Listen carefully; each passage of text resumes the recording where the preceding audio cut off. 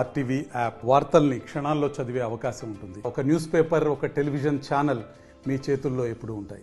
కరీంనగర్ జిల్లా వ్యాప్తంగా కాంగ్రెస్ పార్టీలో ఒక్కసారిగా విభేదాలు గుప్పుమన్నాయి, అసమ్మతి రాగాలు వినిపిస్తున్నాయి.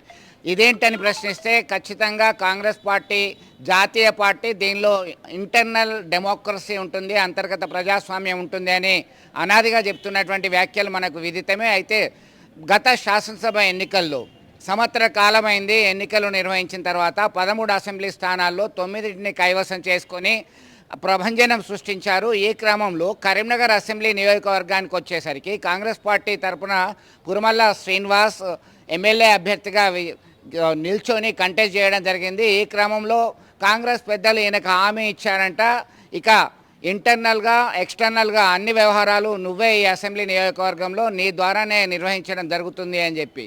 దానికి భిన్నంగా కరీంనగర్ అసెంబ్లీ నియోజకవర్గంలో వ్యవహారాలు జరుగుతున్నాయని చెప్పేసి ఆవేదన వ్యక్తం చేస్తూ తన నియర్ అండ్ డియర్ యాక్టివిస్ట్తోని కాంగ్రెస్ కార్యాలయంలో సమావేశం ఏకంగా ఏర్పాటు చేసుకోవడం జరిగింది. అది అంతర్గత సమావేశంగా మనకు అందినటువంటి సమాచారం. దీనిలో జిల్లా కాంగ్రెస్ కమిటీ అధ్యక్షుడు కవంపల్లి సత్యనారాయణ, ఒకవైపు మంత్రి శ్రీధర్ బాబు, మరొకవైపు స్థానికంగా ఉండి ఉస్నాబాద్ నుంచి గెలుపొందినటువంటి మంత్రి పొన్నం ప్రభాకర్ తదితర నేతలందరినీ కూడా టార్గెట్ చేసేలా ఉన్నాయంటే అవుననే సమాధానం వస్తుంది.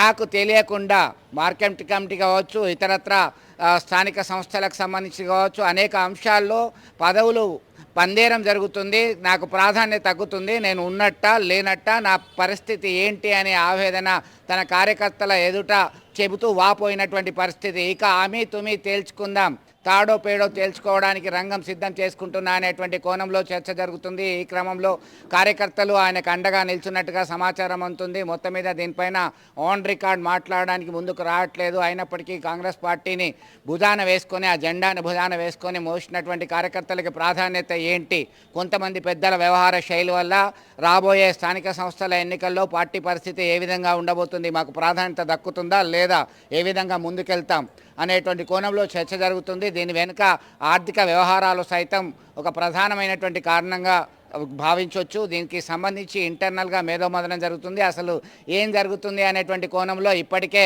ఇంటెలిజెన్స్ వర్గాలు అధిష్టానానికి చేరవేశారు. కరీంనగర్ అసెంబ్లీ నియోజకవర్గంలో అలాగే ఉమ్మడి కరీంనగర్ జిల్లా వ్యాప్తంగా జరుగుతున్నటువంటి పదవుల పందేరం, దీన్ని అడ్డుకుంటున్నది ఎవరు, కావాలని నియమించేదెవరు, దీనికి సంబంధించి అయితే ఒక అసమ్మతి రాగాలైతే తారాస్థాయికి చేరినాయని అనుకోవచ్చు. మరిన్ని వీడియోస్ కోసం ఛానల్ ని సబ్స్క్రైబ్ చేయండి, లేటెస్ట్ అప్డేట్స్ కోసం వాట్సాప్ ఛానల్ ని ఫాలో చేయండి, అండ్ లింక్ డిస్క్రిప్షన్ లో ఉంది.